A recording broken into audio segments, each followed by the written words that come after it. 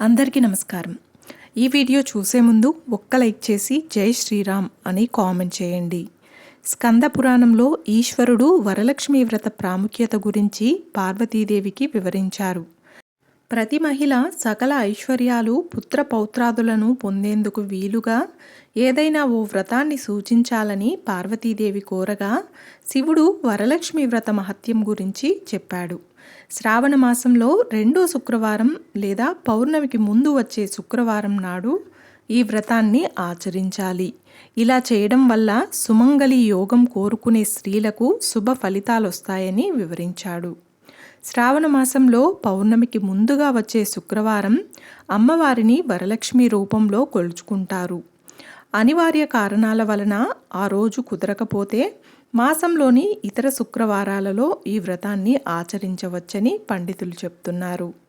కులాలకు అతీతంగా ఎలాంటి ఆడంబరము ఆర్భాటాలు లేకుండా చేసుకునే ఈ వ్రతంలో అమ్మవారు తప్పకుండా ప్రసన్నమవుతుందని హిందువుల నమ్మకం. పౌర్ణమి ముందు వచ్చే శుక్రవారం రోజున వరలక్ష్మి వ్రతాన్ని ఆచరించాలి. ఆ రోజున వీలు కాకపోతే తరువాత వచ్చే శుక్రవారాలలో కూడా ఈ వ్రతాన్ని చేసుకోవచ్చు. 16 ఆగస్టు 2024 శుక్రవారం వరలక్ష్మి వ్రతం మంచి సమయాలు.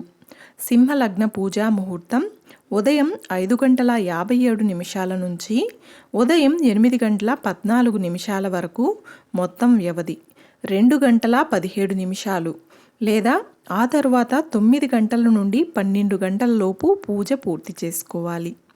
వరలక్ష్మి వ్రతాన్ని ఆచరించే రోజున ఉదయాన్నే లేచి తలస్నానం చేసి ఇంటిని శుభ్రం చేసుకోవాలి. ఇంట్లోని పూజా మందిరంలో ఒక మండపాన్ని ఏర్పాటు చేసుకోవాలి. ఈ మండపం పైన బియ్యపు పిండితో ముగ్గు వేసి కలశం ఏర్పాటు చేసుకోవాలి. అమ్మవారి ఫోటో లేదా రూపును తయారు చేసి అమర్చుకోవాలి. పూజా సామాగ్రి, తోరాలు, అక్షంతలు, అలాగే పసుపు గణపతిని ముందుగానే సిద్ధం చేసుకొని ఉంచాలి.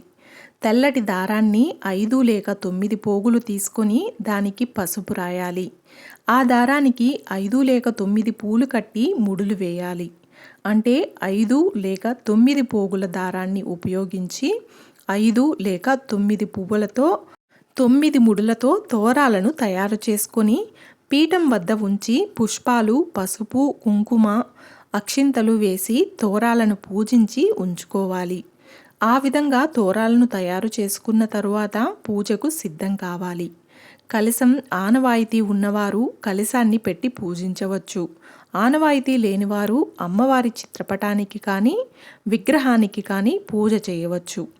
పూజ అనంతరం వరలక్ష్మి వ్రత కథను పఠించాలి. ముత్తైదువులకు వాయనం ఇవ్వాలి. ఈ రోజునే ఏకాదశి తిథి కూడా వస్తుంది కనుక ఉపవాసం ఉండదలిచిన వారు ఏకాదశి నియమాలను పాటించాలి. చూశారు కదండి, ఈ వీడియో మీకు నచ్చినట్లయితే ఒక్క లైక్ చేసి నా ఛానల్ని సపోర్ట్ చేయండి. ఇంకా మరెన్నో ఇంట్రెస్టింగ్ వీడియోస్ కోసం నా ఛానల్ని సబ్స్క్రైబ్ చేయండి.